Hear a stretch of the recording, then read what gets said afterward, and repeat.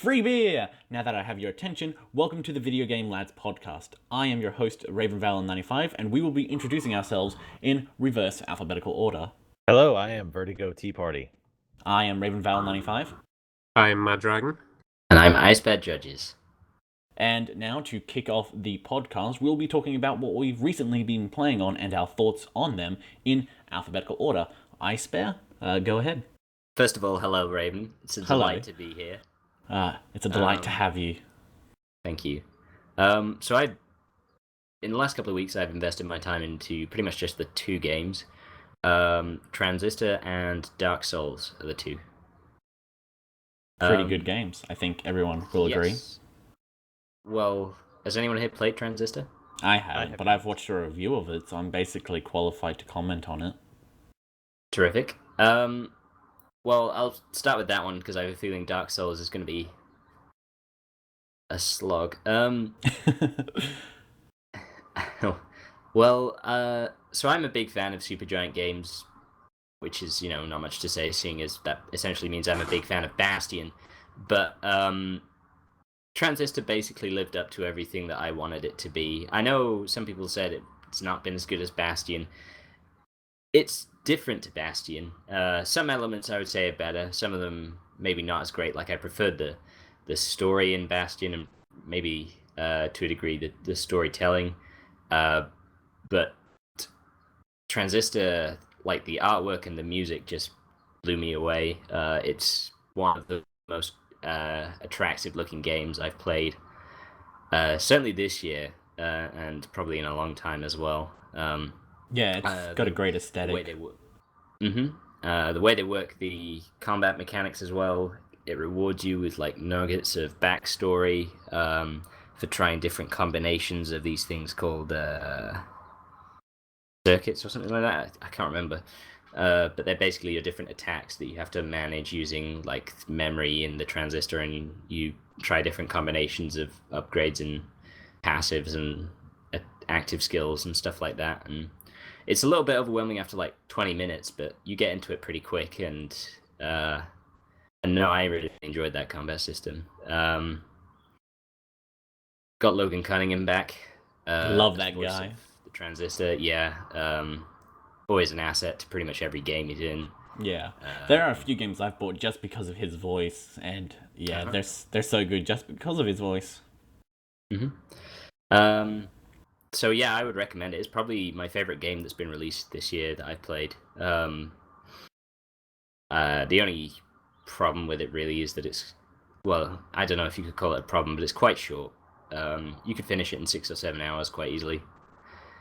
I 100%ed it, which requires you to play through it twice, which is all right, I guess. But yeah, I kind of always leave those games wanting more. But still, hats off to it's always good to be wanting more than to be like, okay, you should have stopped 7 hours ago.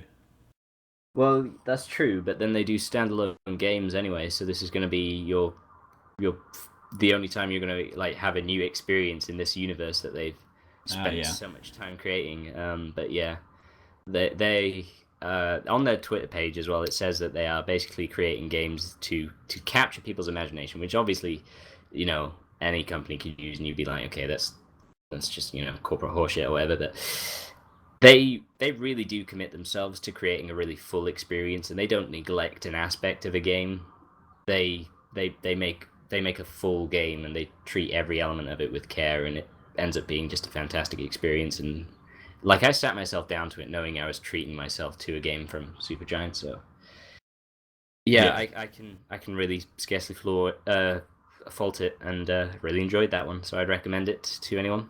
I'm surprised at how different it is to Bastion. I thought they'd take a more like iterative sort of approach to combat design and do all that, but it looks entirely different to Bastion. It's kind of crazy. Yep, it's still kind of isometric, I guess, but you... Yeah, but it's like got this like real-time sort of then like pause time. Active turns, yeah. You basically press space and you're taking a turn, and you get to plan out all your attacks, and you can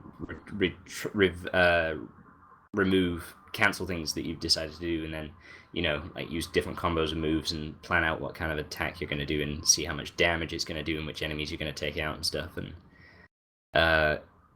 it sounds like a more advanced VAT system from Fallout 3. It's kind of beyond that though, because it's not like one move at a time.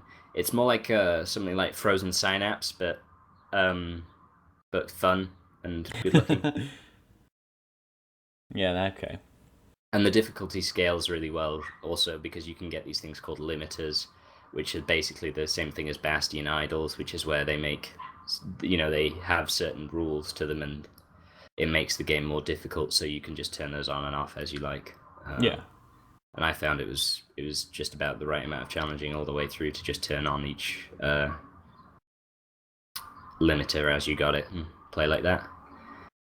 But yeah, just another really outstanding game from Supergiant, and now I'm in that sort of post Bastion-like funk where I kind of miss it and want to play it for the first time again.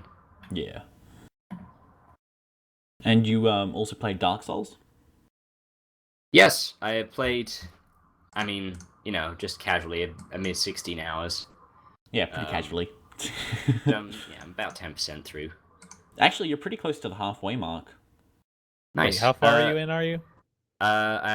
He just reached Anolondo. I killed the Iron Golem. Yeah, if you're not gonna do the DLC or Painted World, then I would say you're about halfway through. I may do the DLC because I would suggest it.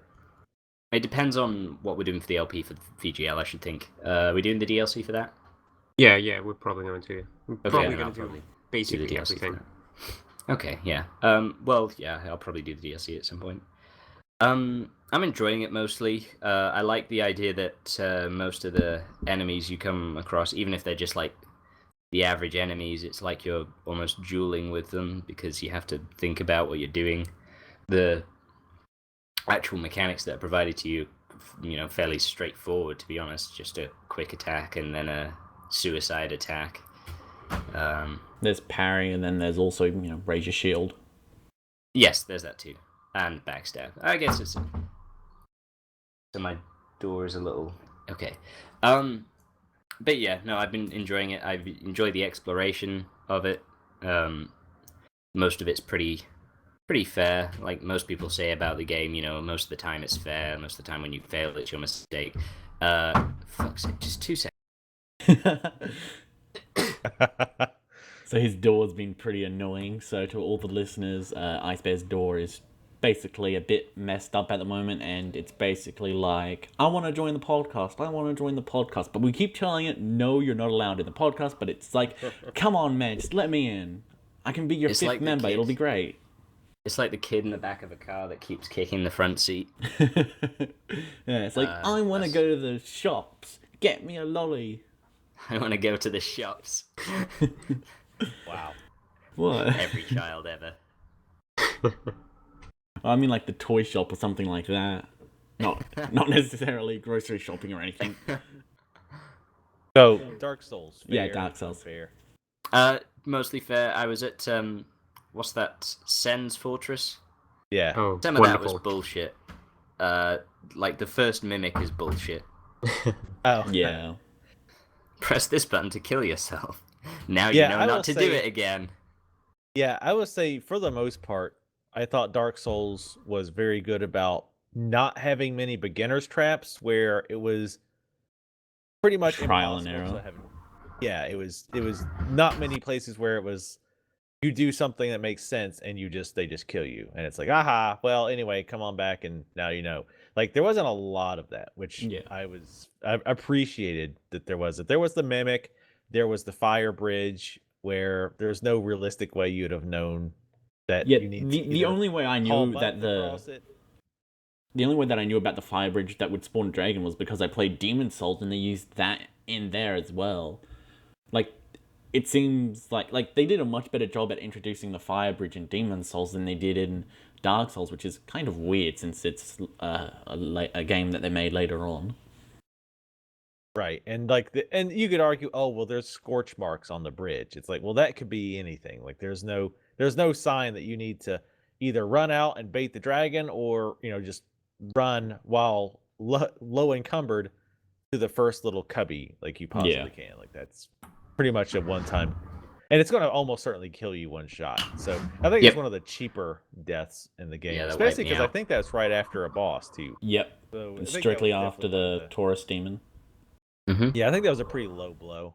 I feel like it was a really cheap death. Yeah. But one of the few, for the most part, one of the few. Like I said, the first mimic is a shock.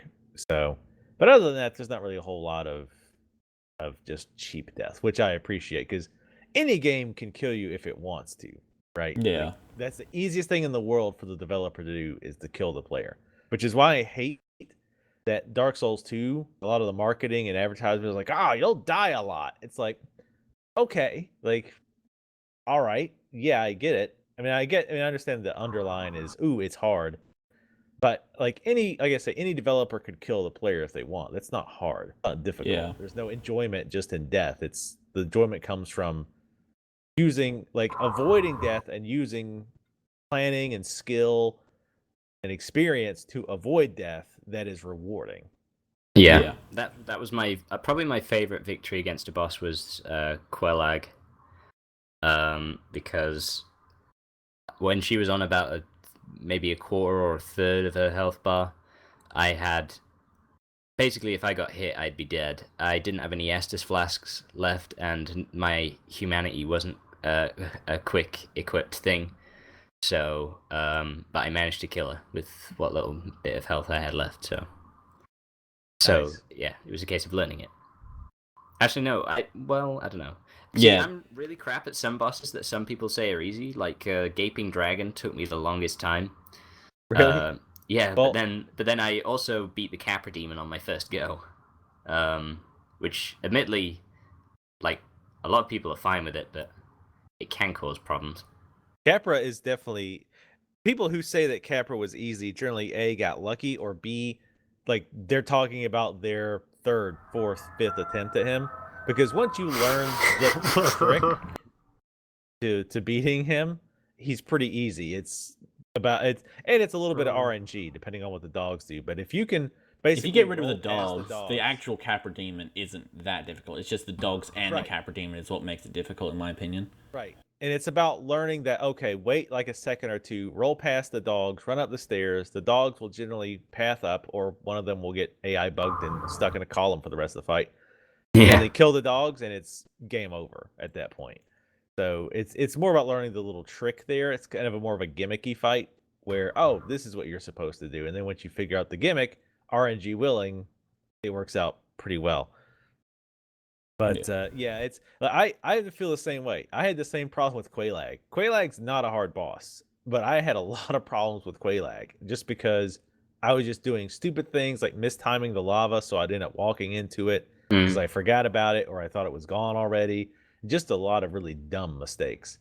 But yeah, the same thing happened to me, and I had a lot of problems with the Gaping Dragon on my first attempted playthrough on the Xbox. The tail that does it. Yeah. Yeah. That fight is 100% the tail. Like that's pretty much. Once his tail was gone, I was just taunting it, not in game, Yeah. but just like, what are you gonna do? You ain't got shit, you know. It actually did the tail attack without the tail, so it tried to do it, and that was quite satisfying. Yeah. Now, if you beat the next boss on your first attempt, now that's going to be something to brag about. Raven Valor, you beat that next boss on your first or second attempt, right? Yeah. If you exclude about 3 or 4 hours of repeatedly trying the first and second attempt. Well done. Thank you. And you didn't even do the DLC, did you? No, I'm waiting until Mad Dragon reaches it to do it. But I'll wait until. If you finish the game, don't you have to do New Game Plus to get to the DLC? I saved. Yes. I created a backup save just before I started doing the final fight. Oh, okay. But I'll wait until it's my turn to talk about my experience with Dark Souls. This is your time, IceBear. I feel as though, seeing as we're going to be talking about Dark Souls twice, maybe we should move on to Mad Dragon, and then we'll have a chance to talk about it again. Okay, Mad Dragon. Go ahead. What have you been playing? Yes. What have I been playing? It Metal doesn't Gear feel like I've Rising. been playing much. this much. Apart from Metal Gear Rising, that's probably the main thing I've been playing. So we talk about that first. Yeah. Used to own it ages ago on retail on disc, and then got rid of it when I got it on PS Plus. That was like months ago, and I never got around to playing it. So downloaded it the other day and spent probably 2 days blasting through it on one playthrough, which worked out, I think, about, I don't know, in total. It's kind of weird how it does the game time, because I think it takes your fastest time for each chapter, I think.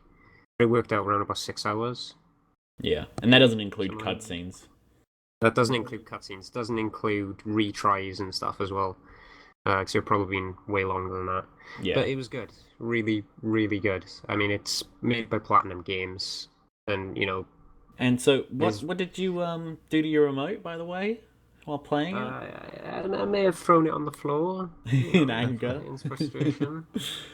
I may have had to go out and buy a new controller for my TV today. Maybe.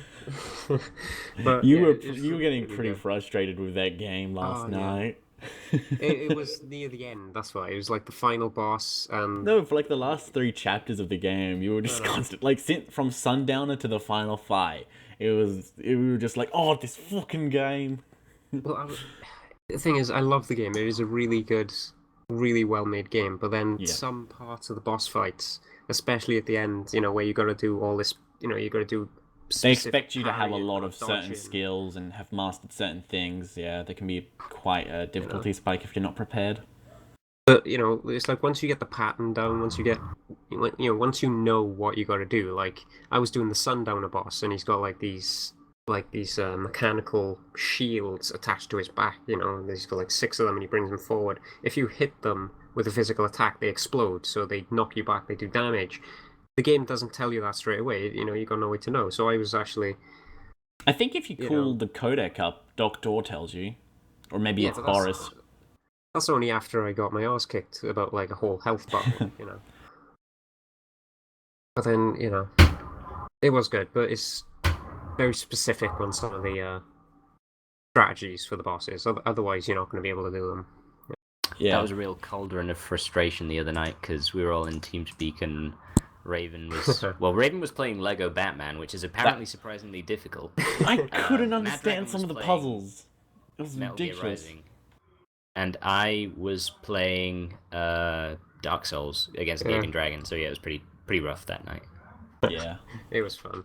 Full of frustration. Full of it.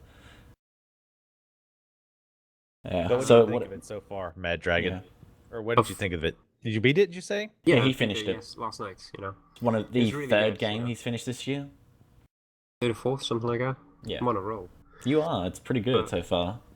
This is good for you. It felt like a Metal Gear. It did really feel like a Metal Gear game, though. Really did. Which is cool, since they don't really have a lot of the same cast. No, I mean, you got Raiden coming back. You got a few recurring characters from the previous games as well.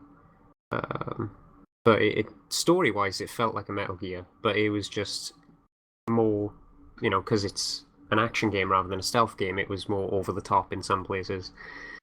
Yeah. Especially near the end, where you got like Raiden picking up giant robots and shit. Yes.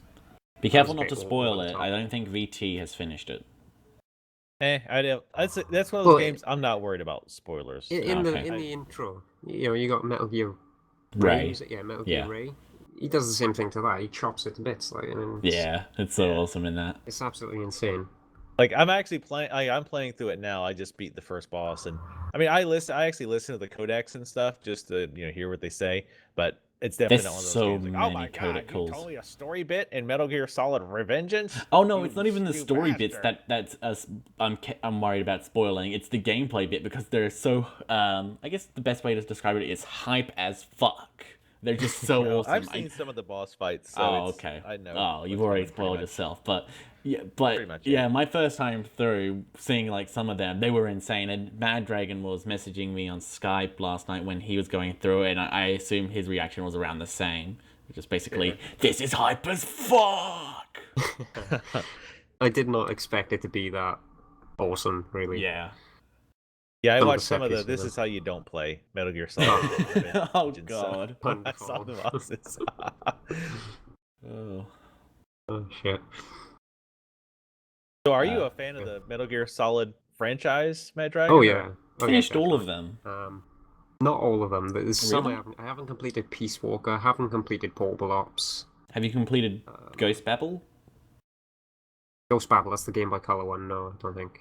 Okay. But you've done the main series. I've like done, one you know, through 1, 2, 3, 4, 5. Ground Zeroes. 5. Yeah, Ground Zeroes. Trying to think that I think all the others would be like sequels. And The only also, mainline game you haven't finished is Peace Walker. Yeah. Because they did say, like, in development, they were considering calling that Metal Gear Solid 5 and such.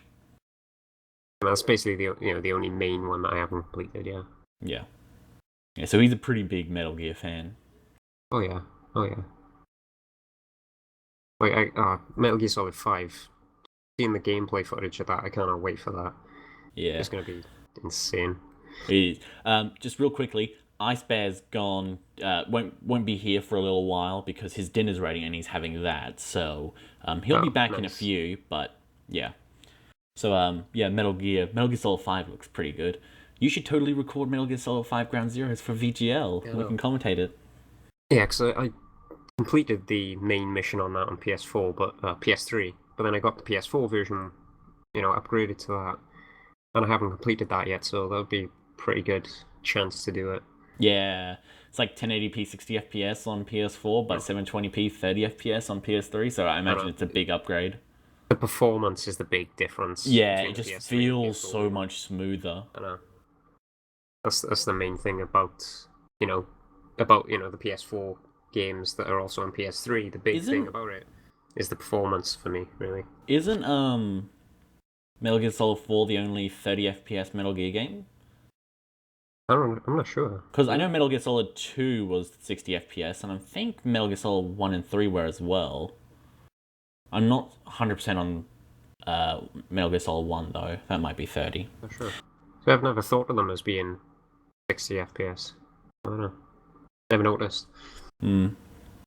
But other than Metal Gear, what else have I been playing? Bit of Monster Hunter on 3DS. Trying to get back into that. The game's like so long. Like, I could Oh, never I get mean- into that. It doesn't look like the sort of game I'd be into. Well, it doesn't really end. It's just Yeah, see, that's You the know, thing. Like, you I just like play games what that you play. end. Because I could spend hundreds of hours just. And I'm grinding fairly for certain you materials have. to make weapons and armor. But it's like the longest I've spent is Freedom Unite on PSP, and that so far I've got over 110 hours. But that in Jeez. itself is nothing compared to what some people put into it. They go into like 400 or 500. Yeah. 1,000 hours. I saw someone play Monster Hunter on Wii U, I think it was, and that was like 100, 200 hours, stuff like that. It was ridiculous. And this was like not long after launch. So they didn't have that much time. It's just crazy. I wanted to pick that game up because I actually got a Wii U, and that was the Oh, one you other should. game that I wanted, and they didn't have it, so I ended up not picking it up. Unfortunately, I definitely want to try it. Yeah, you'd probably like it because for me, Monster Hunter is very similar to Dark Souls in terms of the sort of game that it is, the sort of gameplay. Yeah, I hear that a lot. Because it's like very. I don't know how to describe it, but it's the gameplay of it, the mindset you get in when you're playing it is very similar. I mean, it is a hard game, but the learning curve, once you get over it and you learn the mechanics of the game and how the weapons work, you got the different armors with different resistances that work best against different monsters. The monsters then have different move sets and behaviors to them. It's the same type of game for me. You'd probably really like it. Yeah, I definitely want to give it a whirl. Is that all you've been playing, or? It's that. Other than that, it's mainly Tales of Xillia on PS3 as well. How is that? I've never actually played a Tales really of good. game. Really good, action RPG. Is that a new so one, or is it's that one of the HD collections? Because I think a HD collection No, was that's, coming out. one of the PS3 ones? Because you got Okay. the PS3 Tales of Xillia. There's also Grace's F. The latest one to come out was Symphonia Chronicles, which was the HD collection of Symphonia 1 and 2.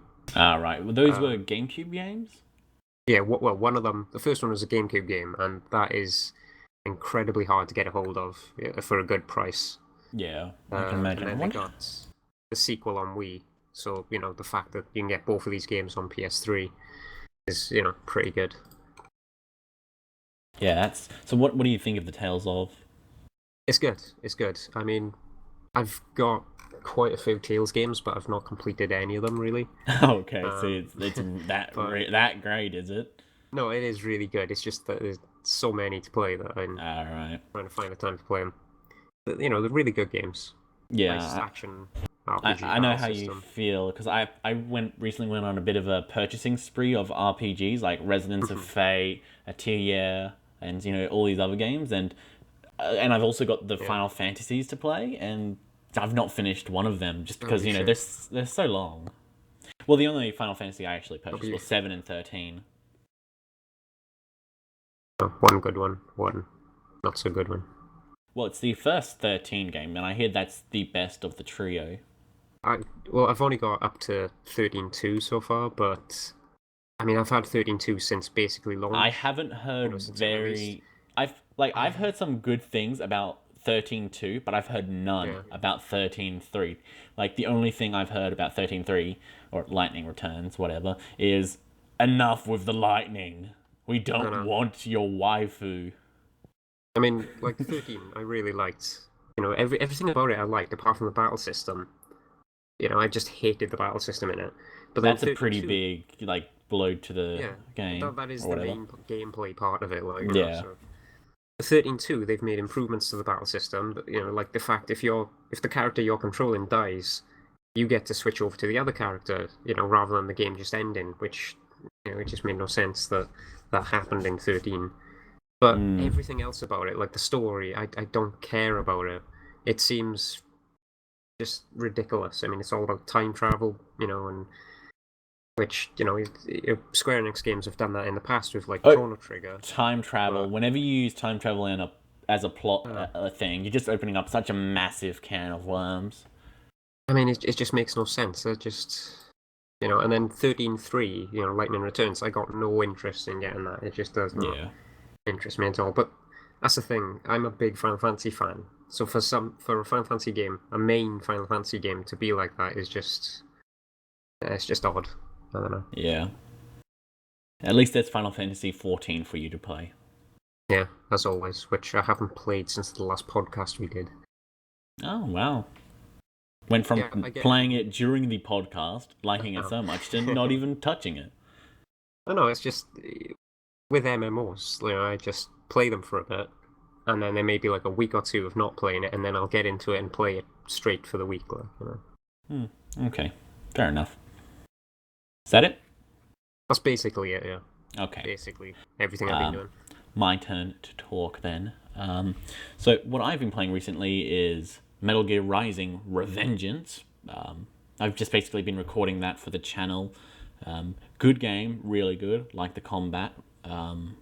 That's basically it, since we really discussed it already. And the other game I've been playing, VT will be happy to hear this, or he's probably, well, you already know it actually because I tweeted it to you, but I finished Dark Souls. Took me just under 27 hours to beat it, and I finally got around to finishing it.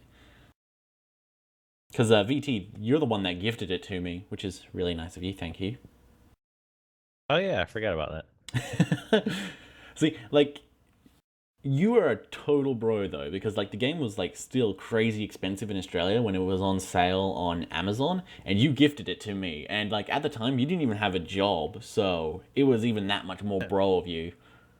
It was $5, and I was like, he said everybody should experience Dark Souls. Yeah, but see, that's you're a cool guy, is what I'm trying to get at. Well, you've gifted me didn't you give me Rise of the Triad? I don't know. I think you did, and I think you did Natural Selection 2, which I still need to play because it's the type I'm afraid to play it because Natural Selection 2 seems like the type of game that I will totally lose hours in. Yeah, I can imagine. It is really good. Yeah, you were just when you were talking about this is the sort of game I want to play, and it's that's the perfect description of Natural Selection 2. Yeah, I need to hop on that, but yeah, I definitely think So how much? It's hard to gauge. I don't know how much of Dark Souls you saw ahead of time. So how much did you not do? Like you didn't do Painted World, you didn't do the DLC. Did you like how much exploration did you do? Because I'll say 22 hours seems to be a good time to me overall. No, 'Cause I just think under I did like 27, 50 not hours. 22. Well, whatever. Close enough. That's still Under pretty 30. quick. Yeah, that's pretty quick for Dark Souls. I I mean, think I was at like yeah. 50 hours, but Yeah. I tend to be very thorough. Like I hate missing things. So I end up Which running is all funny over the since, place. like you say in your podcast, I like miss a lot. you miss a lot anyway.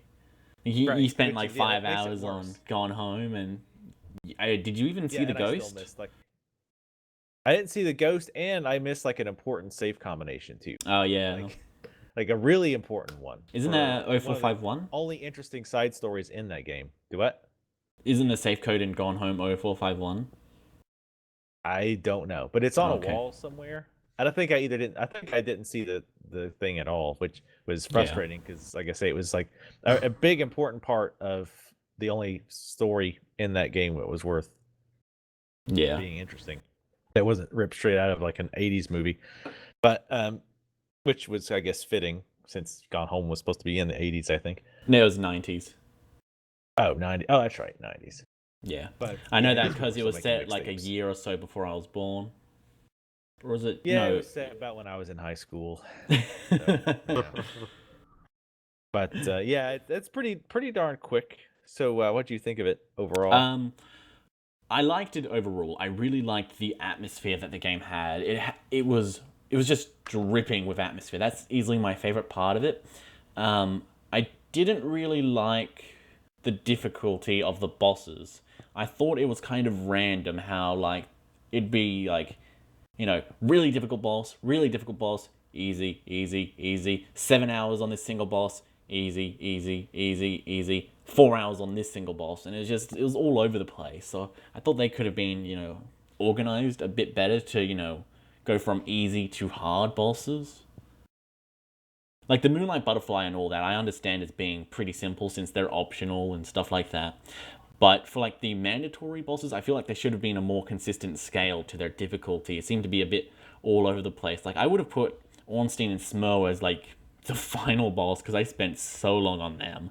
But the final boss was actually easier than Ornstein and Smo, especially once I equipped a proper thing to parry. After I did that, it was basically a game over for him. But I also would put like the Capra Demon maybe, I don't know, a bit earlier, maybe a little bit later, not sure. But yeah, it's just like the scale of the difficulty of the bosses I didn't really like. But overall, I did like it. I don't really have a problem with not putting the bosses the order that you actually encounter them scaling in difficulty. I think it's more realistic to have them be a little bit more, not random, but different from boss to boss. Because realistically, I'm using air quotes here, if you ran into these scenarios, like there's no reason that the first boss would necessarily be harder than the fifth boss, because it's not like, oh, this guy is the boss of this guy, and this boss is the boss of this boss. Yeah, so but see, it it's wouldn't be a hierarchy. But it's just sort of difficulty. disappointing to like encounter a really tough boss and then really enjoying that boss, and then going to the next boss and having an easy time with it, and then the next one, and so on and so forth. And then it's just sort of like, I miss the bell tower gargoyles, that sort of stuff. Right. Yeah. I mean, I can definitely see that, but I just kind of took each boss as their own thing. Like obviously there was some comparison to be made between them, but I just kind of took each boss on their own merits. I didn't really say, well, this boss I should feel like at this point of the game should have been harder or easier. I just kind of went, oh, okay, well this boss is like Sif. You don't really fight Sif until later on, and yeah. Well, depending on the order you do it, and he's usually pretty darn easy, especially once you figure out just to stay on on top of him. Like Pinwheel, he was really easy. Oh yeah, like Pinwheel's the joke boss. Like everybody makes jokes about how ridiculously easy Pinwheel is. Yeah, and he's like a late game boss. I mean, you can do him pretty early, but I did him really late. So, and I think like Mad Dragon said, like he can't even imagine people doing the catacombs pretty early in the game. So yeah, but it's going to be just a pain. I mean, getting to Pinwheel that early in the game is probably more difficult than the boss itself. Oh yeah, yeah, most likely. That's why I've never attempted it. I do think that's cool that you can do things like that, though. That you can go I into do as well. areas which The obviously you're non-linear not supposed to go linear into. stuff. Yeah, you can just go where you're not supposed to go, and if there's an item you want there, you go get it, and then go back and like do what you're supposed to do. Basically, on all my new characters, what I did was I quickly rushed to New Anor Londo, and I picked up the Firekeeper Soul so I could reinforce my Estus Flask. Just make a suicide run, pick it up, and go back up. Right, yeah. I think a lot of people do that. Like, thinking about it now, like, most people go straight up to the gargoyles, wouldn't it, to do the first bell tower, right? Yeah. But if you've got the, was it the Master Key as a gift or as a, starting item for the thief, you can, open the back door down in the Valley of the Drakes and go straight down to Quelaag and do that bonfire first if you wanted to. No, not the bonfire, the bell. Yeah, I believe you can. Technically, but I mean... Yeah. I mean, it is kind of cool how it is. There's a sort of like linear sort of like path that most people would go to. There's a preferred way there's go the about path things. of least resistance. Yeah, but if you want to, you can go down into the catacombs first, and it's like. Yeah, you can go into the catacombs, get the Rite of Kindling, or you could go into Blighttown and then do all that. Yeah, there's still a bit of freedom to it. Yeah. All the way through the game. The only thing that's preventing you from advancing is, well, I guess if you have the Master Key, the only thing preventing you from advancing is your skill or your, patience, I guess, and you'd probably be doing really small amounts of damage to some of those enemies. Yeah, so overall, though, I like Dark Souls. I thought it was pretty good. I did finish it. I did put like 27 hours into it in a single week, or just a bit over a week, and yeah, pretty good. Glad to say that I've finished it though, because it just seems like one of those games that people should experience. Although Vertigo, you said like everyone should at least get past the first boss in your podcast, and yeah, I'd agree with that. Yeah, at least to understand, like maybe not play the whole game throughout, but at least get through past what I would consider to be the first real boss, which would be the gargoyles. Like, I mean, Taurus, maybe I should say, well, I guess I consider Taurus a real boss. So I would say past the second boss, actually, because I think you should at least get past gargoyles. And once you're there, I think, all right, well, if you're still not into it, then you're not going to by now. Yeah. So that's basically all I had to say on Dark Souls. So, BT, what have you been playing? Let's see. I've been playing Dark Souls 2, and I keep thinking, okay, well, I'm going to finish this game tonight, and then like 6 hours later, I'm still playing it. So it's interesting in that it's like I keep feeling like it's going to end, and it just keeps on going. The game is really long, like without question. Like I feel like I've definitely got my money's worth without consideration. But so far, I'm still enjoying it. I will say, because I think I talked about this last week, but I will still say there's still some things that I feel like they really either drop the ball or changes I might not be crazy about. For example, the bosses are way easier than in Dark Souls. Oh God, I haven't fought a boss that was. I really don't like to compare it to Ornstein and Smo, because I feel like that fight in general was mostly difficult because of the way the camera controls are and how bad the targeting is in that game. So I feel like the difficulty in OS came from how to interact with the game, not the mechanics of the fight necessarily. So I don't like that. I think Manus is probably a better comparison of, okay, this fight was really, really tough. But I definitely haven't fought anything anywhere close to Manus level as far as difficulty goes. And it's just been, it seems to be like... How many hours are you in? I think I'm around 50-ish. Oh, okay. Somewhere like that. So yeah, and now keep it in mind, no, correction, I'm at like 70 hours. Oh I was god. close. Holy crap. Oh yeah, you were Now, keep in close. I'm mind, like I 20 also hours do- off. Yeah, it's midget. Once you get past 50 hours, it always kind of blends together. Yeah, that's But true. now normal people will not take that long to beat it. I tend to be very thorough. I check like everything, trying to find everything, and I'll even go back to areas that I thought, well, maybe I didn't check everything, so I'll go back and check. So everything takes me forever, and so that's pretty usual for most games, not just RPGs, but every game usually takes me longer to beat than most people Yeah. do. But like I said, the bosses have been just too easy overall, and they all seem to like if they're not super easy, their gimmick is ads. Like it's either there's multiple bosses or it's a boss with a bunch of ads. Like they use that a lot, like way more than was really Sorry, a necessary. boss with Like, what? it becomes a boss plus ads, like additional enemies. Oh, okay. Like I was really Caffrey confused because I haven't heard that term before. I was like, ads. yeah, You never played an MMO before? no. There we go. Yeah, that's. I guess that's MMO terminology. Okay, yeah, I So was is just mobs, thinking though, too. like the bit difficult part about the boss is that you'd go to swing your sword and then it'd come up saying like, congratulations, you're the millionth visitor, you won. Oh, terrific. You have to close. I'm glad. I'd like to thank my parents. Welcome back, IceBear. That was good timing. Hey. Sorry. We're talking what about were Dark Souls 2. Oh, okay. Like the bosses are just way too easy. But see, I think they went with a different philosophy with the bosses because there's a lot more bosses. There's probably at least twice as many bosses in the game than there was in Dark Souls.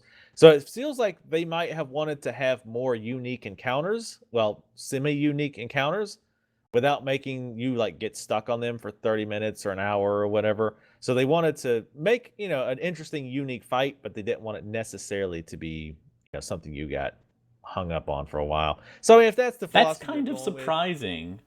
Like, they spent all, It like, is. one of the biggest things about Dark Souls is that it's difficult. And the biggest thing about Dark Souls 2 and its marketing was that it's difficult. And yet all the bosses, it's, we're going to make them a bit easier.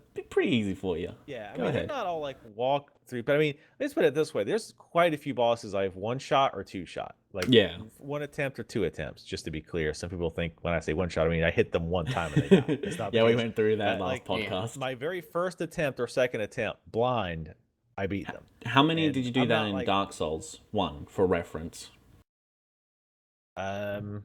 Maybe just Moonlight. Well, there was of course Nito, or not Nito, but what was his name?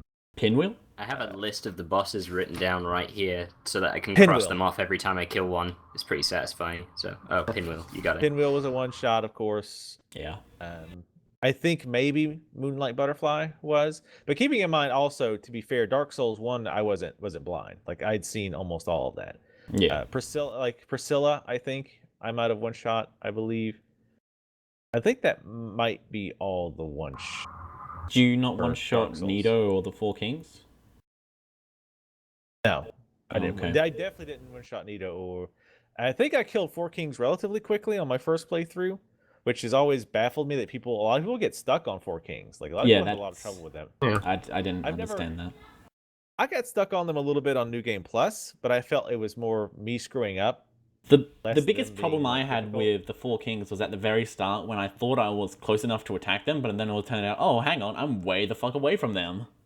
So I had Oh, to walk up closer because there's not much for visual reference for size, so it was a bit, whoa, what? Yeah. But yeah, I didn't really one shot a lot of. I mean, there are some that I got pretty quick. I actually, when I did my first playthrough on Xbox, I got Capra on my second attempt, which I thought was pretty amusing. Even though when I played it on PC, it took me a few more, but I didn't really get stuck on him for too long because I knew what to do. Because like I said, it wasn't really a blind playthrough, so it was a little different. But yeah, there's just way too many one-shot bosses. I think they were just a little bit too simplistic. But I guess the other part of that is there's bosses where it's like, oh, well, that one animation I had to look out for because if I get hit with it, I auto die. Oh, yeah, I hate those. Yeah, that kind of stuff sucks. So, and that's obviously something that's pretty damn difficult to. I would prefer, like, if they balance want to out. bring you down to a lot of low health, at least let you survive, and, like, that'd be at least nice. That's basically what I was wanting with the mimic chest, was just like, oh, you had your fingers burnt, be careful next time you reach your chest, and then no. Yeah, kills the you. punishment should be you have to use like 2 or 3 Estus flasks, and that now you'll know. But no, just okay, you're dead. Hello. Because Raiden knows how tense I got trying to get to the bonfire in Sen's Fortress, because I did I could not want to have to feel play it through over the any of it internet. again. Yeah, I was typing it to him on Steam, and he still understood how tense it was, and having to dodge the fire barrels and then drop down onto the things. Very dramatic and also heartbreaking if you don't succeed. But yeah, stuff like that. Like, I was so expecting you to type me a message saying, "Oh my god, I died," and I was just gonna burst out in tears, like, to no. be honest, I was like quite often when I need to survive something, I think, all right, I'm gonna die. This game is gonna find a way. But no, I made it through. The same thing happened with Quelag. I thought, okay, why am I prolonging the inevitable? I should really just jump into her, fiery embrace. But I ended up doing it. So I guess it's just a case of how careful you want to be. And if you have all the patience and all the carefulness, and you just want to, absolutely make sure that you don't die, then it's actually quite straightforward, provided you don't have anything, cheap or anything. To make sure that you don't die. It's like 90% of the combat is a case of patience and not doing anything stupid or rushing in or anything. But my question was going to be, Vertigo, if there's more bosses in Dark Souls 2, is it kind of a case of them up jumping the non-respawning enemies from Dark Souls 1, or do they still have those as well? Because I always considered those to be like the knights and stuff. They were like mini bosses in my eye anyway.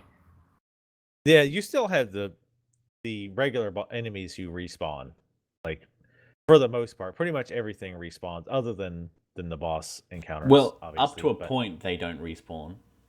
Yeah, in Dark Souls 2, they have an interesting mechanic, which I think is there.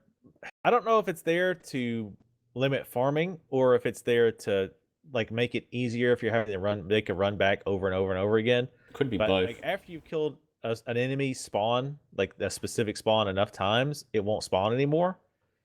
So, which is definitely handy at times, because there's some just like annoying pissant mobs that just get in the way, and it's nice to just have them go away forever. Mosquitoes. Yeah. Oh god, those are so. The problem with the mosquitoes too, just side diversion here, just how buggy they are. No pun intended. Like they tend to get stuck on things, like underneath the floor. They clip through the floor sometimes, and they're just under the height of your first swing, and they're not really attacking, but you have to like wait and have the correct position to them to actually be able to take them out when they do that. Yeah, they're just that. My first encounter with them in Blighttown was just me like trying to shoot them away. I was like, get away! It just was not working.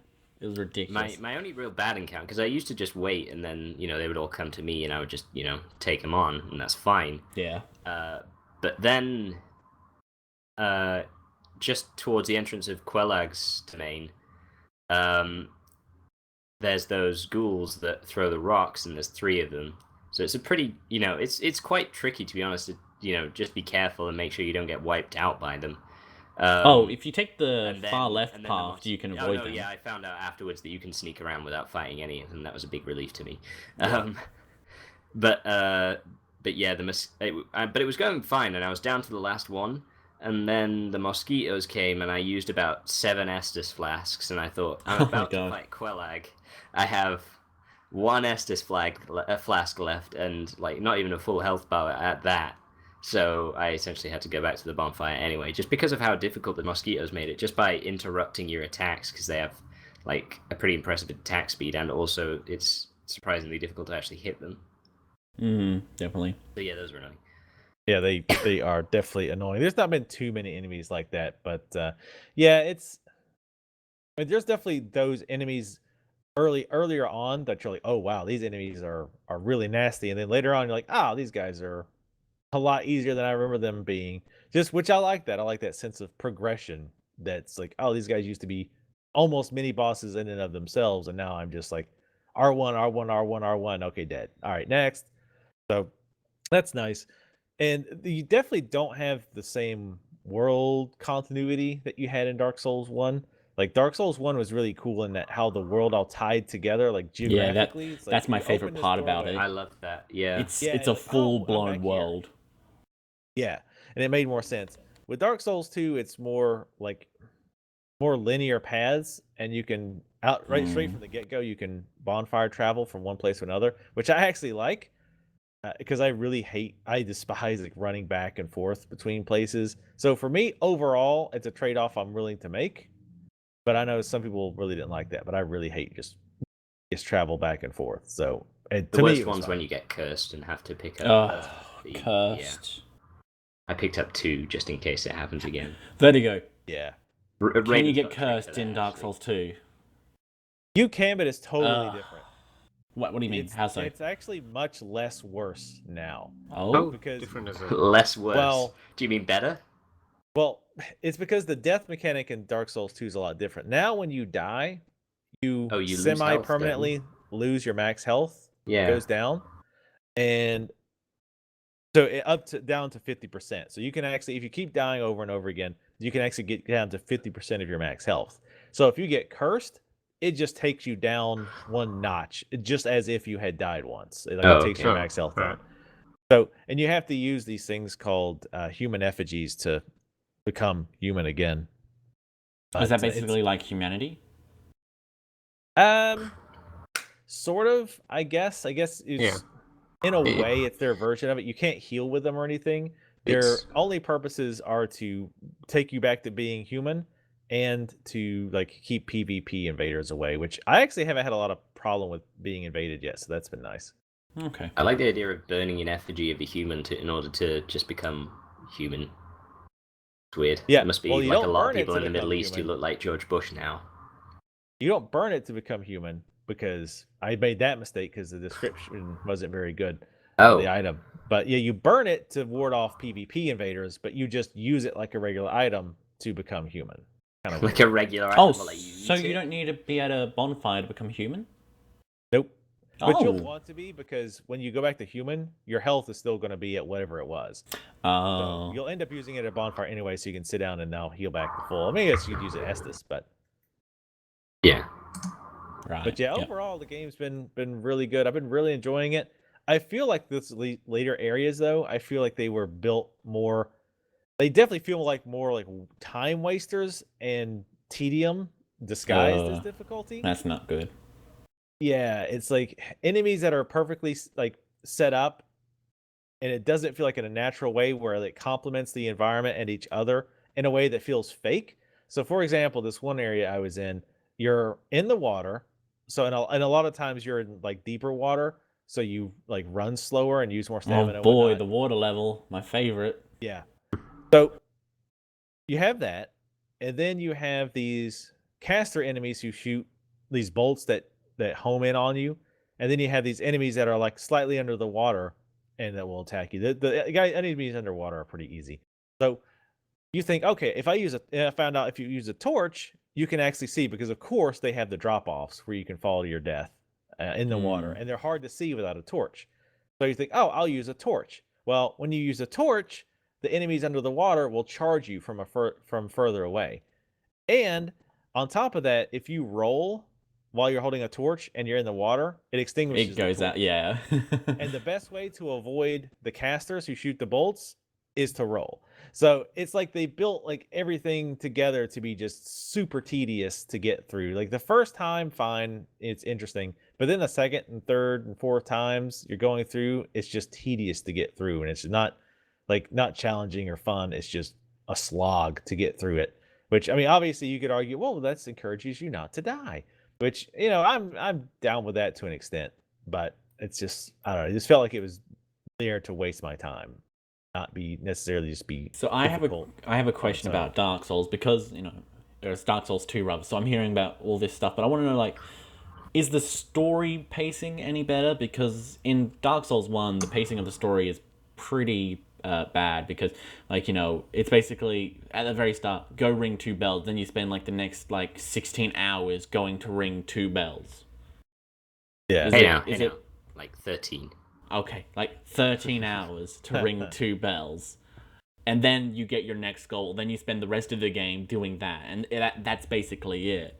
Is there more story? Is it paced better, or what? What's the story here? It actually might be worse in that aspect. Oh God! Wow. How is it? I still have no idea, like what I'm. Yeah. I kind of know what I'm doing at this point, like as far as story wise. And for at least the first half of the game, I also read the item descriptions, I read the spell descriptions, I talk to you look I for exhaust all the everything. NPC. Right, because I'm curious what the story is. Because Dark Souls, a lot of people, oh, Dark Souls doesn't have a story. Dark Souls has a great story. You just have to look for it. Like, Well, it's got great lore. I'd say the story itself is actually sort of like the actual story of your guy. You know, ring 2 bells, then succeed Gwyn. It's not the greatest. There was of this stories. time of legends and monsters, and then this guy came and killed every single one of them. Game over. Yeah. Yeah, I would agree with that. The story itself is maybe but the lore is really, fantastic. Really I have spent ages like researching stuff about Nido and Sif, and it's actually really interesting. But the other thing I love about From is they're not afraid to do things and spend time on things that they know damn good and well a lot of people will never ever see. Yeah. Like for example, and I don't think this is really a spoiler. In Dark Souls 1, if you beat the DLC before you fight Sif, Sif has a different animation because of some things that happen in the DLC. And it's like, who actually normally would run into that? Like almost nobody. But they actually took the time to put in different animations for story reasons why he acts differently than he does. And it makes the fight, like if you know what's happening in the story and if you've done the DLC, you understand that. Like you understand why he's acting different. And it absolutely adds a totally different tone to the fight. Like you feel like, it's like almost you feel bad about doing the fight. I mean, Sif is bad enough when you get him really low health and he starts slipping around, but like you just feel bad about that fight because of what you know and because of that cinematic. And it adds a lot to the game that most developers aren't going to quote unquote waste their time with because most people will never see it. Most people will never do the DLC first and then do Sif. Like almost everyone will do that unless they intentionally go out of the way to do it. Like most developers, they'll give you like alternate costumes and stuff like that. Like in Resident Evil 5, you can wear like for Sheva, you can wear like this like African like tie like bra and skirt, and it's really weird, and no one will comment on it, and that's just sort of expected from everything. But if From was to do that, I imagine like people eventually would comment on it. Yeah, that's sort of what they do. I would be surprised. And I can't think of any good examples, but Dark Souls 2, it seems like they do that too, where there's areas where almost nobody would ever really go there, but I've just lucked upon them or whatever, and it actually does have some interesting stuff going on there. But overall, I guess it's enough Dark Souls 2. Overall, I'm enjoying it. I'm definitely getting to the point now, though, where I'm feeling like, okay, the game kind of needs to end soon. Like it's not quite crossed that point of being too long.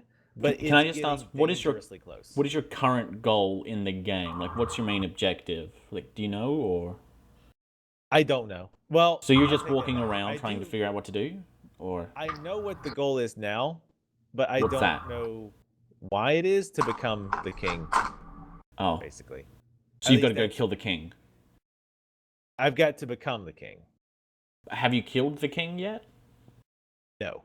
Okay, you've actually. That might be an awkward issue to have to work around. Yeah, let me put it there's actually another section past that. I've done a little bit of research on it, and after the king, you've got to like do a whole bunch of other stuff and then kill the queen. Yeah, I kind of was thinking that might be going that route. Yeah, but I'm kind of at the doing stuff after the king phase. Okay.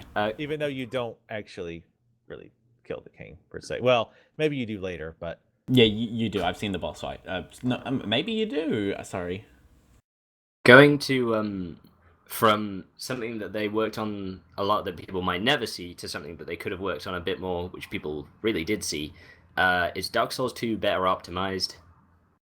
It seems to be. I usually get around 60 frames a second consistently, and I'm usually recording like around 45 or so. But yeah, it's been pretty consistent. There's been no blight towns that I can recall as far as just totally laggy crap. Yeah. So it's been better that way. Yeah. There's definitely problems with the PC port because the durability. Absolutely. I love From, but they do some amazingly stupid things sometimes. Mm-hmm.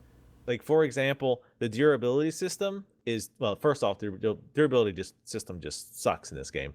But it's worse on PC because every frame that your weapon is touching enemy, it takes a little bit of durability hit. Well, if you're running at 60 frames a second, you take twice as much durability than you do on the consoles because they run at 30 frames a second. Twice as less. Just completely boneheaded mistakes like that. Like that have absolutely should have been caught, if not even just in the planning phases, should have been caught in testing. That still apparently have not been fixed, and it's been months. So just unexcusable stuff like that. But the plus side to that, though, is that with DX Story, you can cap your frame rate to 10 FPS and get a never-breaking weapon. Yeah, exactly. It's my weapons never break, and you get to play the game at 10 frames a second, which is gorgeous, I'm sure. But it's a different art direction. Yeah.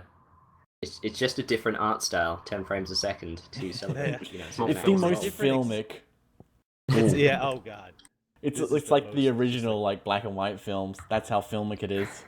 We really wanted to capture that flick book aesthetic, so.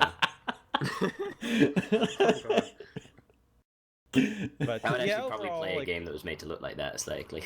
I'm really hoping to finish the game today. I said that last week, but I really think I'm close to the end now, I think. So I'm hoping 2 weeks from now when we're recording the next episode, it's like, okay, so I'm nearing the end. VGL podcast number 26. I'm still not finished Dark Souls 2 yet. So yeah, it's good.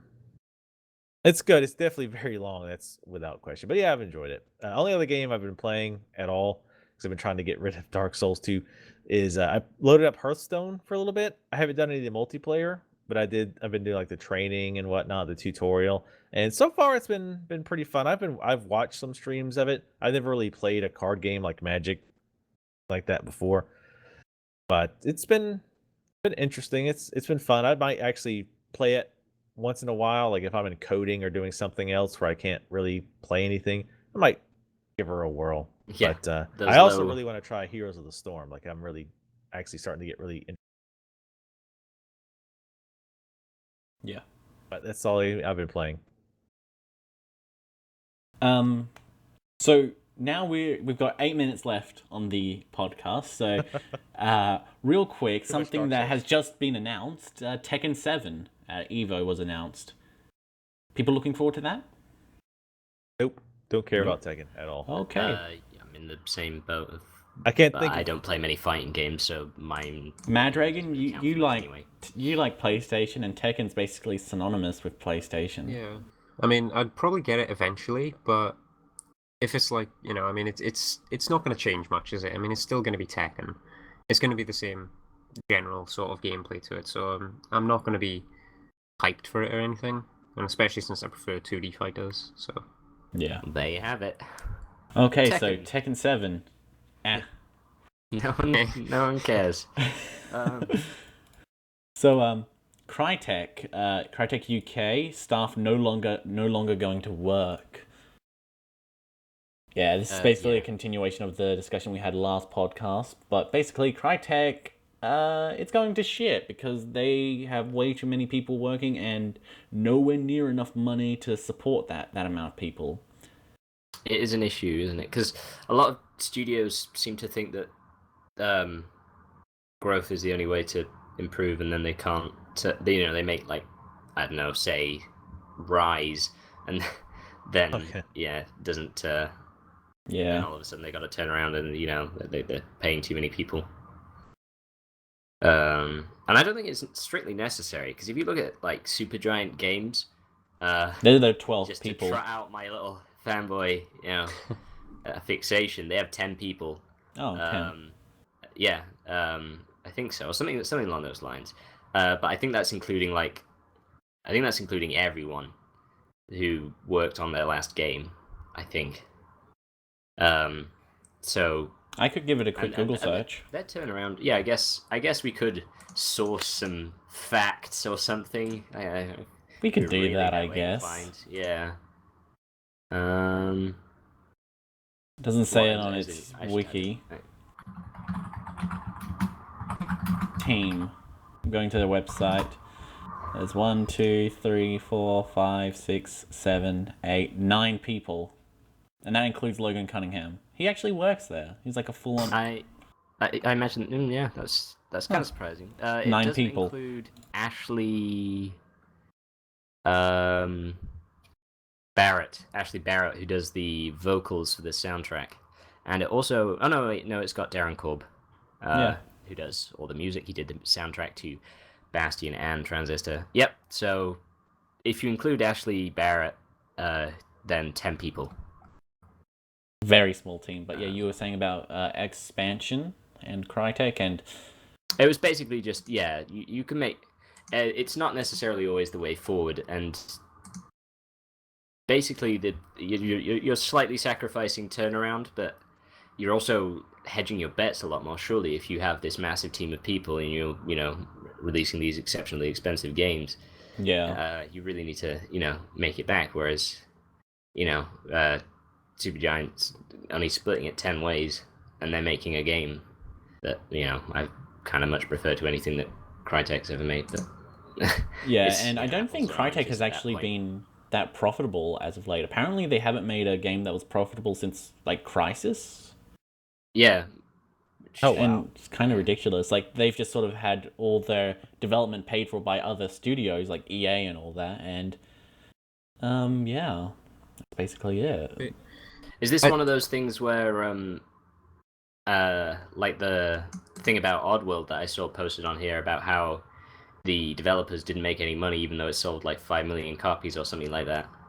Because, I'm not sure if it's like that, but it might be, since EA also published Oddworld Stranger's Wrath, which didn't, and they were the people who didn't pay them, millions of dollars of error, not in their favor. Ridiculous. And so it might be, actually, always a possibility with these companies. So, yeah, there's that. Yeah, CryTek UK and all that, basically, it doesn't look so good. Yeah, I just find that really strange. I mean, CryTek is seen as like as a big dev. They've made some of the biggest games. They got like Crysis. They got what else they done? Far Cry. Rise. The first Far Cry. No, they don't own Far Cry anymore. Ubisoft does. Yeah, but they did the first one, didn't they? Yeah, but that was like in 2004, 10 years ago. Yeah, but still, it's like they're currently developing the next Homefront, aren't they? CryTek UK. And it's like, I just find it really strange how they're having all these financial issues, but they're like a big developer, I think what you just said sort of shows why they're in trouble. Like one of the biggest games you could think of was 10 years ago. You didn't list, Warface or anything else that they've really worked on in recent years, because a lot of it's just it's a free-to-play shooter. It's rubbish. Free-to-play. At that level, you really are sort of putting, unless you've got like an absolute bank, like a franchise that you can just take to the bank and milk it till it's dry. When you're a development company of that size, you're kind of only as good as your next project. So I think this sort of like links into something which I think it was last year or a year before, maybe a couple of years ago, that people were mentioning about stuff like Capcom saying that how like Resident Evil 6 sold like so many million copies and yet it's still not profitable and stuff. Same with like Tomb Raider, or I think it was. Yeah, it was Tomb Raider. Then people were comparing that to like From Software making Dark Souls and how they, budgeted how much, they made, cost to make the game, and then how much they made from it. Yeah, it sold like 2 million copies, and it was a grand success. Yeah, video game budgeting is a really strange concept, because I see things that, that they say, oh, we made this on a budget of, I don't know, like, say, $10,000 or something like that, and it looks like quite a polished, accomplished thing, and, it doesn't seem to have any deficiencies in comparison to something that might have, cost millions and millions, and sometimes you got to wonder where the money goes, and if it is just a staff cost, in which case expansion like that's weird. But yeah, from I mean, obviously I haven't, had to fund or budget for a project like this, but the numbers behind making video games don't seem that consistent. Yeah, because like Catherine is another really good example, because like they sold like 750,000 units, and they were ecstatic with that. That's like one of their best-selling games ever, and it was very profitable for them. But if that was like CryTek, they would have been screaming about piracy and used game sales. Yeah. It all depends as well. Like Catherine, that's like made by Atlas or published by Atlas and stuff. It's like for a specific like audience, you know. Mm-hmm. It's like for the, there's people who buy like every Atlas game, because they do mostly like JRPGs and stuff. It's very niche, specific audience, and those like small amount of numbers that may seem really small to some developers or publishers, for them that's like a really big success. But then you got, like I said, like Capcom and Square Enix, where they sell a couple million, and it's not enough.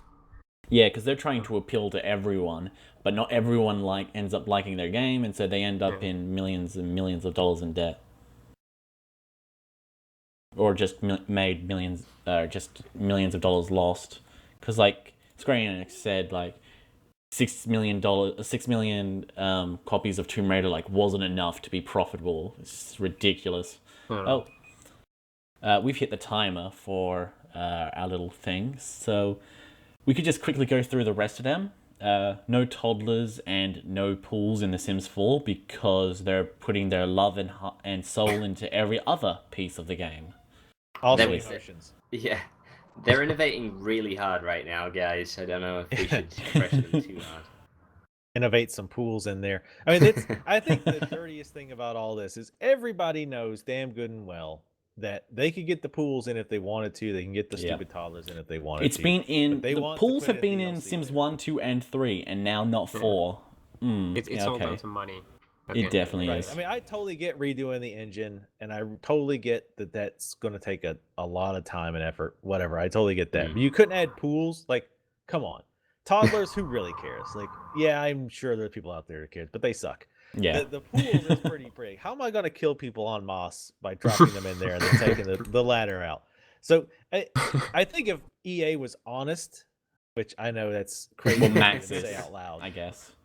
Well, it's still it's honest. Yeah, it's basically just like it was EA because that did the SimCity Online. Crap. It's just the name of Maxis. They've died. Maxis. Yeah, oh yeah, they've been hollowed out. The EA, the SimCity Online, that was all EA. Because if I remember correctly, EA picked the staff by single-handedly to put into Maxis, so it's basically EA. Yeah, exactly. So I'm not really too concerned that it's EA. If you're at that point, it's just EA. It's like a satellite state in the USSR. It's like, oh no, this isn't the USSR. This is I don't know, SSUR. Random letters differently. See summer DLC or whatever with the pool. And if they, like I say, if they were really honest about all this, they would say, look, hey, we got the pool stuff worked out. We got the toddler stuff worked out. Since this has been in other games, like as a base thing, here it is for free. Here's some free DLC for this. Yeah, it's going to cost like $20, I bet you. No, that's that's their normal price for DLC. And it's just ridiculous. It's 20 to 40 for DLC, depending on how much quote unquote content is in it. The DLC. I think the stuff packs are $20. Sorry, Mad Dragon? The DLC, all the pricing and how much of it for The Sims is just insane. It is. It's like $550 to get all the DLC right now on Steam. It's insane. And they never drop the price. Even the sale prices are always crazy. Still, like, this DLC is 2 years old. How are you still charging on a sale price $20 for it? It's like insane. Like, looking through all the DLC right now, almost all of it's $20. And it's $400 to buy all the DLC. Yeah, even when it's 75% off, that's still like what, $150, something around that. It's way too much. Right. And it's very rarely ever that much off. It's like, we're having a huge sale, 30% off on our DLC. And if you're lucky, 33% off. Yeah. And again, some of this DLC is pretty darn old, like over a year old, and they're still charging that much. Like Sims 3 Pets came out October 18th, 2011, $20. It's like, really? Like, come on. So damn good and well they're going to charge DLC for a pool, and they're going to give excuses about why, because all the engineering resources that went into making a pool and a toddler and all that crap. So that's what's, I think, pissing people off the most, is they know damn good and well that's what's going to happen. Yeah, it will. And it will happen, and everyone will say, we called it. For comparison, Skyrim, which came out around about the same time, pretty much exactly the same time, Legendary Edition, full price, non-sale price is £20. That's with all the DLC and the base game. Way better value for money. Well, Oh, yeah. yeah. I just But they you are know, sort of different games, contextualize but what things whatever, that yeah. came out in 2011, go Yeah. for these days. But yeah. So Nintendo is now a sponsor at EVO 2014. So they went from wanting to block them from doing Smash Brothers to You know, it's just insane. This seems. I mean, there's all the. It was Nintendo was making such a big scene about people streaming Smash Brothers and stuff, right? It's not I fun. can't remember. I can't remember if it was at Evo some year or if it was at a different like tournament or something. And then there's all the issues that Nintendo have been doing with YouTube and stuff, and now here they are going back on their word, like If they're gonna go back on sort the of like word, at mindset, least right? it's in a good way. Like Yeah. I'd like them to go back on their word in more times. Instead of No, it's delaying Actually, The we Legend go of back Zelda on- more we don't want times. to take all the LPs down and make you pay us. We want to Yeah. hunt you down and just like Yeah, we'll let with you monetize guns. the videos. Do that instead of delaying The Legend of Zelda again and again. Just give us some more freedom. Thank you. That'd be nice. It just seems that they don't really know what they're doing when it comes to this sort of like online. Oh yeah. I do have the gaming image sort of of thing. just like somebody passes a book of advertising for dummies, and like, oh, Nintendo of America and Nintendo of Japan are just apparently they don't get along that well, and that was like one of the if I remember correctly, that was like one of the biggest downfalls of Sega, Sega of America and Sega of Japan. They just didn't get along at all either, and so yeah, looks like that might be happening to Nintendo. Montreal's the place to be for half-baked sequels. Yeah, you got Deus Ex the Fool and Tomb Raider and all the other stuff in Assassin's Creed. New Mass Effect, possibly. Yeah. there's a whole podcast that we Origins. talked about Arkham how Origins. Oh yeah. absolutely Oh, behind the times. fucking Origins. behind the times that Nintendo is. Yeah, They definitely. really have their head in the sand. Like I feel like Nintendo of America is kind of. I feel like Nintendo of America probably is full of people who just facepalm every day at the. Oh kind yeah, of no doubt. Like I've seen nonsense Bill that Trinan Nintendo of Japan and does. Reggie and all that, and they seem like actual good guys. But they have no power. Basically, it's up to Nintendo of Japan.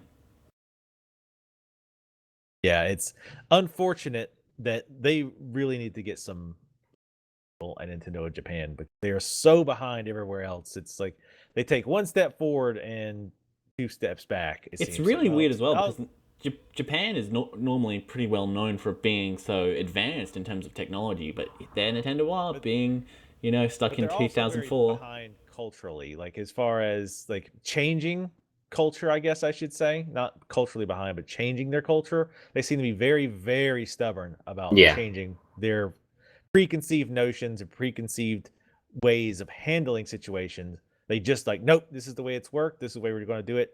We don't care what evidence and data, and Yeah. we don't care what's going on right now. This whole internet thing is a fad.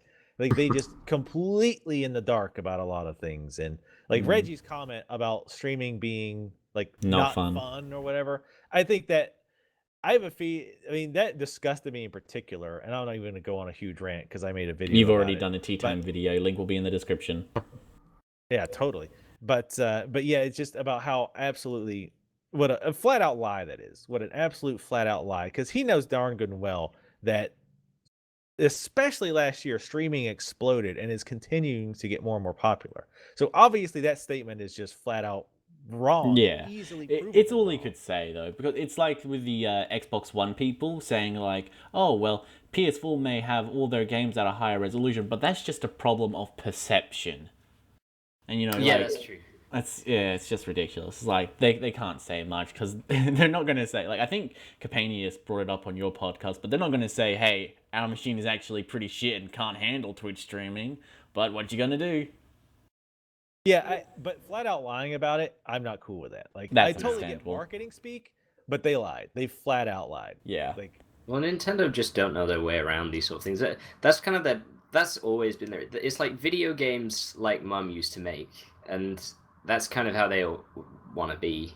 But yeah, no, it's staggering sometimes. Yeah. yeah, it is mind numbing. Like, I would love to be a flying. Well, I would love to be a Japanese speaking fly on their wall during their meetings and just like try to understand the backwards logic they have when they come up with some of these. Apparently That's they true, weren't actually, even. broad media would be pretty interesting. Apparently they didn't even realize that PSN or Xbox Live was a thing when they were developing the Wii U. Like no one had ever heard of it. What? Yeah. Well, to be fair, That's- Xbox. Well, Xbox Live, but is, like almost PlayStation unheard of Network. in like Sony had so much more market share than Microsoft does in Japan. The Xbox is just like a distant speck in comparison. Yeah. So Xbox Live, I'm not too surprised, but PSN, when there's like Sony on your doorstep, I'm a little surprised. Yeah, 'Cause definitely. I mean, that's like a Sony heartland, you know. So yeah, that's pretty impressive. So let's go on to the next one. Fi will be playable in Hyrule Warriors. So didn't really like Fi in Skyward Sword. I thought she was a bit of a plain one. She didn't really have that much of a personality, but it makes striking the sword in the rest of the games that much more enjoyable. That may or may not be a spoiler, so I'm not going to go into further detail about that one. What does everyone else think? Never played a Zelda game, if that is one. Hyrule kinda disgusting, Warriors but- is a Dynasty Warriors game with Zelda characters. It's like. Okay. For Have you me, played a it's like Dynasty more Warriors characters, game? the better, you know. No. Okay, so you haven't. All right, that's fair enough. Well, I mean, to be fair, I haven't finished a Zelda game since The original Link to Zelda. the Past. Oh, really? No, I finished the original, finished Zelda 2, and I finished Link to the Past. Oh, Back when did you before finish they were Zelda cool. 2 and A Link to the Past? When I was like 8. Oh, okay, because I remember you saying you only finished the original Zelda. Yeah, I misspoke. What I meant to say was the last Zelda that I finished was Link to the Past, but I finished Zelda 1, Zelda 2, and which, by the way, I think Zelda 2 gets way more crap than it deserves, and which I haven't played it in literally 25 So years, nostalgia. maybe, yeah, very well My could be nostalgia says you're wrong about disliking this Yeah, I'm game. gonna challenge that Vertigo. It was hard. I do remember that. I remember it being very Hmm. difficult. And I had a lot of time as a child, as you wouldn't imagine.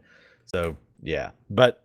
And I did finish Link to the Past. I've actually played Wind Waker, Ocarina of Time, and Twilight Princess, but I haven't finished any of them. Yeah. I'd like to at some point. But Okay, well, you finished way more Zelda games than I have. That's kinda. that's kind of Like sad. I I've only said, finished 3. 3, and there's like a billion. Yeah. Yeah. Well, I've only finished 1, and like you said, there's a billion. So, yeah. But yeah, It's a good Fi thing will what be those playable. board meetings is basically a spinner with each of the iconic Nintendo characters on it. Yeah. And it just, there's a tiny slither of Fi that it just landed on in one board meeting. Yeah, well, I guess that's really all we can say since I seem to be the only one who actually has an interest in Hyrule Warriors here, unless Mad Actually, Dragon. I'm interested in Hyrule Warriors for sure. Like, I Oh, want to yeah. pick it up, but I just don't know anything about that character. Okay, The that's thing fair is- enough. Well, you had to Like- Google it, and like I 1 in did. 10 pictures. on The search hell's for that this blue character character? came up with that character. Every other picture was of Link, so. Mad Dragon, you Thing want to say is, something? with the Warriors games, you know, Dynasty Warriors, Samurai Warriors, that sort of thing, they are notorious for having a huge cast of characters. I mean, Yeah. like Dynasty Warriors, they got like a couple hundred characters on there, I think. So, you know, hopefully they're gonna have quite a respectable amount of characters in this. You know, because I mean, so far they've only announced just a handful of them. You know, you got Yeah. Zelda, you got Link, Fi, and I think they announced like one new character has been. Agatha from Twilight Princess, I think her name was, and they've also got that Edna character, the one that looks after Zelda. I forget her name, God. But yeah, there's only like 7 or so, and 6 of them are female. You know, so I'm thinking, how many characters are they going to have in this game? Because, you know, I mean, apart from the main sort of like characters, you know, the main heroes, the main villain characters in it, you know, some of the more like noticeable, like, Yeah, you know, I don't think memorable, they're gonna sort of, have like, Yeah. races and that stuff. many, because there's just not a really, like, out of like all the Zelda characters, I don't think there's that many for them to really take. Because I mean, They're in already all the scraping the Zeldas- bottom of the barrel with like Agatha and Fi. I mean, in like all the Zeldas, I mean, a lot of the races and a lot of the characters they have their own sort of like representations throughout the whole games, you know. So like, you know, you got like in Ocarina of Time and Twilight Princess and stuff, you got the same races, the same sort of characters. There's not much difference, you know, Yeah. between them really. So I'd like to see like maybe Talon or something like that. Or I think that's her name, like the one in Lon Lon Ranch. That'd be cool. I want to be able to play as Epona, his horse, in one of those. I want to kill hordes of enemies as the horse. Yeah, well, you can ride it as Link. I guess that's close enough. No, it's not. should I want to be hope the so. horse. Raiden will be playable in Mortal Kombat X. I don't think anyone else had anything to say about Hyrule Warriors, so we're moving on. Oh, Raiden in Mortal Kombat X. Is it X or 10? It's X. Is I was watching a video Tekken, about yeah. with Weird. the programmer. I Ed forget his Boon? name. What? Ed Ed Boon. Boon. Yeah. There, you best remember his name, Ed. Boon. I He's couldn't created- remember helped for the life of create me, but one of the greatest fighting series of all time. Yeah, I know. I totally agree, but I just couldn't remember it. I apologize. But yeah, Ed Boon. Yeah, he was saying, like, an interviewer was asking him, "Is it 10 or X?" And he's like, "It's X." Yeah. So it's Mortal Kombat X. That's a good It anecdote just sounds there. much cooler that way. Because I mean, the last one wasn't Mortal Kombat 9, but It's because it's Mortal Kombat, and it'd be weird from going from Mortal Kombat to Mortal Kombat 10. It's like, where's would be 2 to weird. 9? I guarantee that exact conversation happened. Yeah. You'd say, well, because they talked about this, and somebody said, you know what, it would be weird to go from Mortal Kombat to Mortal Kombat 10, so it's Mortal Kombat X. But They didn't kind they of go as, from- as a nod, and people know, okay, but it's really just Mortal Kombat 10. Yeah. But Didn't yeah, they go I'm a big from- Mortal Kombat fan, like mostly just a holdover because I used to be a big mall rat back in the day, and Mortal Kombat's 1 through 4 we played a lot of. Yeah, it's So good. I love Mortal Kombat back in the day, and I played 9 a bit online. I enjoyed it for the most part, but I wasn't like hot and heavy into it. But I'm looking forward to 10. I'm sure it'll be the same thing where I get it and then I'll play it a little while. I'm like, all right, well, I'm not good at fighting games anymore, so that was fun.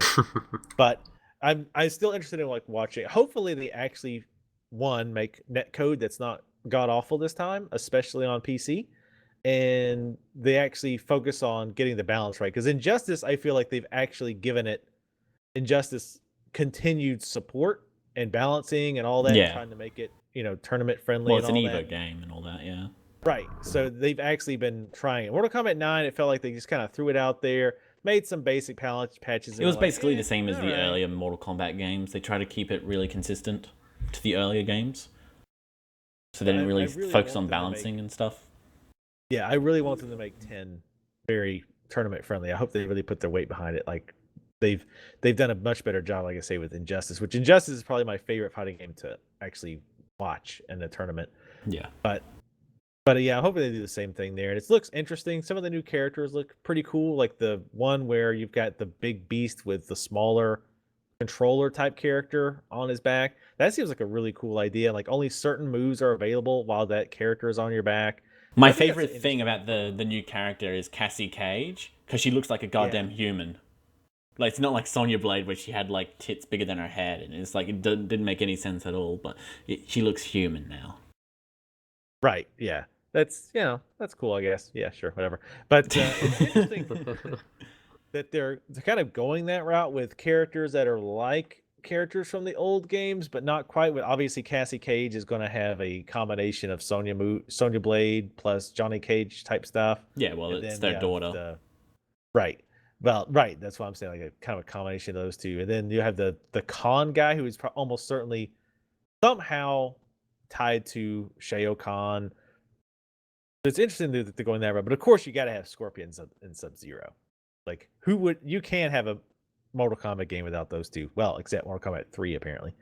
But even though they did actually add Scorpion back with Mortal Kombat 3 Ultimate. At any rate, yeah, you just can't have a game without those two. Mortal Kombat game is just not going to happen. I mean, Yeah. I think I read someone on Twitter, making a joke about it. It's like, who didn't expect Raiden to be in the new Mortal Kombat? It's like saying Ryu's not going to be in Street Fighter. So it's like saying Ryu's in Well, the next Street Fighter. I mean, didn't it's- Raiden die at the end of MK9? I don't know. I don't know what's going to happen because I don't Yeah, remember what I happened. think it was No, not Liu Kang. Yeah, it was Liu Kang. Liu Kang killed Raiden. So I guess that's the sort of thing, like why people wouldn't expect him to be back, because he sort of died. I don't remember. Is He's a it- god, though. I mean, I guess. I don't Yeah. know. it is a fighting It's game been as a while well. since I played. And the single player was actually pretty enjoyable in that game. Yeah, actually I liked it enjoyed as well. The last few bits were a bit bullshitty, but yeah, it was good. I much prefer Injustice, though. But yeah, I'm really interested. I like the combat styles too. Like I watched the video for Raiden where he's got the different combat styles.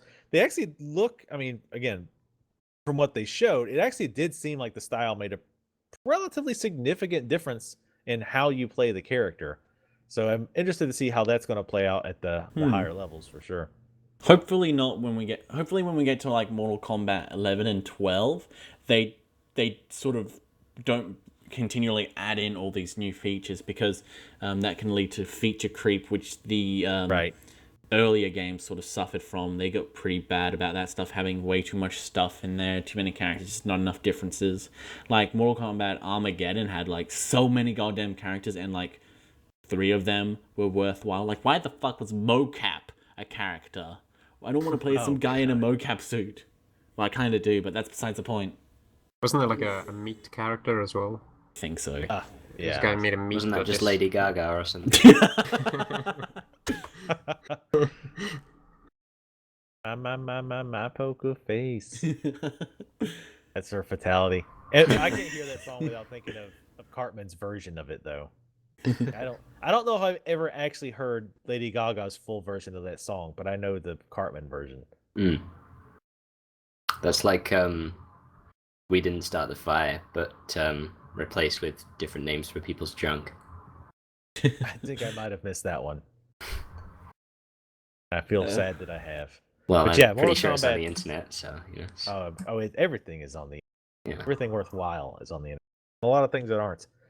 But yeah, and just to I guess wrap it up, I'm pretty happy. Is anybody else even a Mortal Kombat or fighting game fan? Mad at Dragon's all? a fighting game fan. I'm a Mortal Kombat fan. I like fighting games. Doesn't mean I'm good at them, but I do like Yeah. them. Yeah, I like them. I'm not good at them, but I like Yeah, I don't think them. any of us here are good at fighting games. I think Mad Dragon's probably the best, since he kicked my ass, and Vertigo, Nominally you're an the old best. man, so you have no reflexes. Yeah, Yeah. they're gone. Because when Street Fighter 4 came out, I was like, oh yeah, I'm gonna get back into fighting games because I used to be pretty damn good in the arcades. So I was like, yeah, I'm gonna pick this up, kick some ass online, teach these kids a thing or two. Nope, that did not happen. At Yeah, I all. hear like your reflexes start to go around like 24 or 26. Yeah. Yeah, I think that's why Do you like, think? in I've got- StarCraft, they'll talk about somebody who's like 25, 26. They're like, oh, that guy's old. He needs to retire. Oh my He's god, losing in it. StarCraft. I didn't realize that this was a factor in video games. Like, Oh yeah, it you see totally a is. football player, you're like, well, they're in their 30s, so they got a few good years left in them, and then they'll probably retire. But video games at 25, wow, I've only got like 5 more years left to become a professional 2048 player. And then it's done. Well, 2048 isn't a very fast-paced sort of game, so it's not that reflex-based, because it's more about Unless it's race. thinking. I guess races, yeah.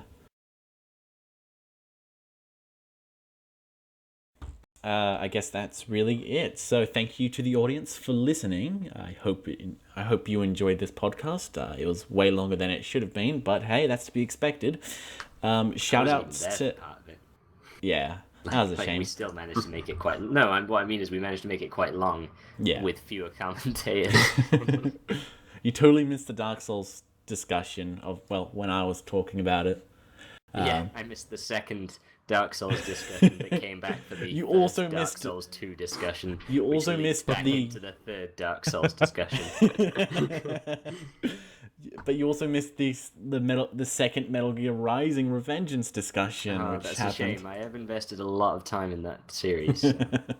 Like, I spent 2 whole hours listening to Mad Dragon hate it, so... Oh. Yeah, so thank you to the audience for listening. Anyone here want to shout out some projects that you're working on or want people to know?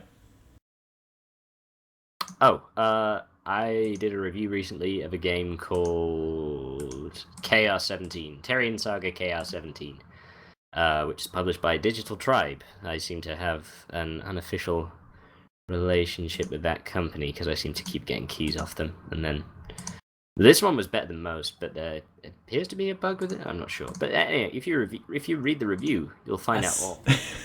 Yeah, it's a very Or small watch it, bug. seeing as it's not written down. Oh yeah, it's tiny. I mean, it's quit to menu halfway just through gloss the game over and it. delete your save file. It's fine. No, yeah. I mean, I don't see what the big deal is. Besides that, it's all right. Yeah. Mad Dragon, you have anything to shout out? Apart from what I mentioned last week as well, on my channel, I got Dark Souls 2, you got White Knight Chronicles 2 playthroughs as well. But more importantly, we got Dark Souls 1 VGL, playthrough starting soon, haven't we? That's true. On this channel. So... We finished our first LP as well. Yeah. Well, I'm still uploading it, but yeah. Well, we finished recording it. It's dead to me. Yeah. Old Yeah, Deus news. Ex is dead. But yeah, we are starting Dark Souls soon on this channel. Sorry. Something in my throat. I have something to shout out, and that's basically, well, during the past bit of this week, I've been playing Dark Souls non-stop, as I said to, well, everyone except for IceBear. But when I wasn't playing Dark Souls, I was watching Let's Plays, and the two Let's Plays that I was watching were VertigoTeaparties and Mad Dragons, because they kept telling me to watch their Let's Plays, so I'm going to be shouting them out. So, yeah, be sure to check out their Let's Plays of Dark Souls. Links will be in the description. And the only Vertigo? thing I really have to mention is my other thing going on at all right now on my channel is my Dark Souls 2 Let's Play, because I've been focused so much on trying to finish that damn That game. all-consuming LP. I literally, at this point, have 2 months of backlog of Dark Souls 2. crap. And I'm Jesus still Christ. not finished with it. So it's going to be pretty awesome. I could be in a coma for a while, and I'll still be good to go for a while.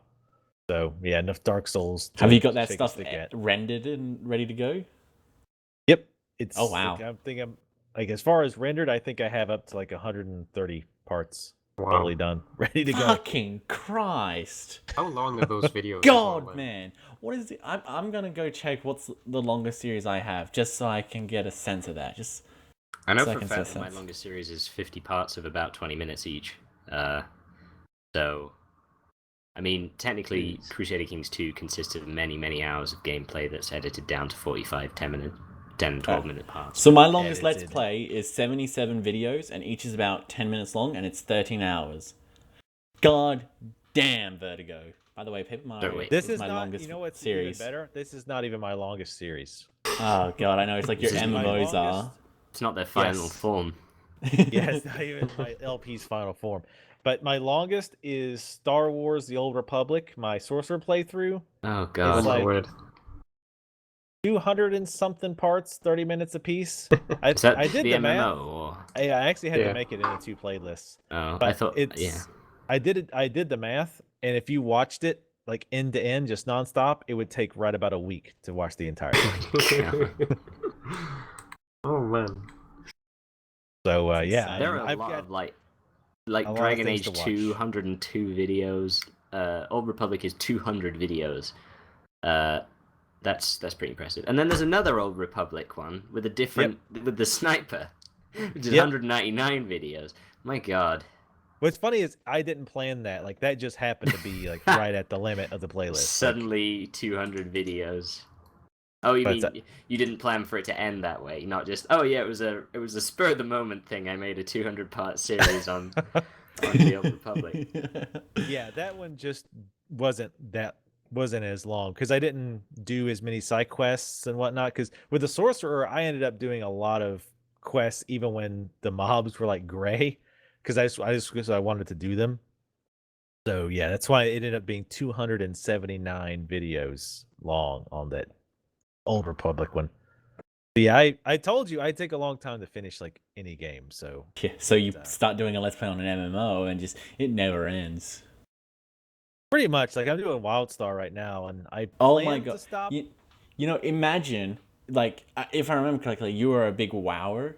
I think that's the term. But, I used like, to be back yeah, in the day. imagine if you were doing Let's Plays and you did a Let's Play of all your WoW career. That would be insane.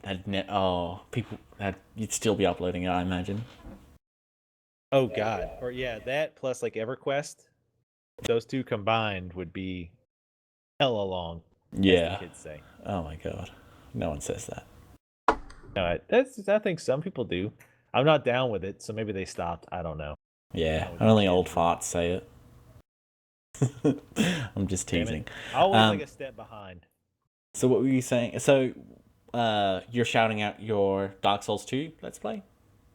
Yeah, pretty much. And Okay. also, if you have a love for podcasts, like this is just not enough podcast for you. I also do the Super Game Talk Turbo HD Remix podcast with Capanius on my channel as well. I've watched basically or listened to all the episodes. It's really good. Thank you. And it is. I agree totally. Everyone should watch it multiple agree. times if possible. I think I'm actually going to do that as well, actually. Because it's a good game. It's just good to listen to it and just zone out on, sort of. Just like zone out on the game while listening to it.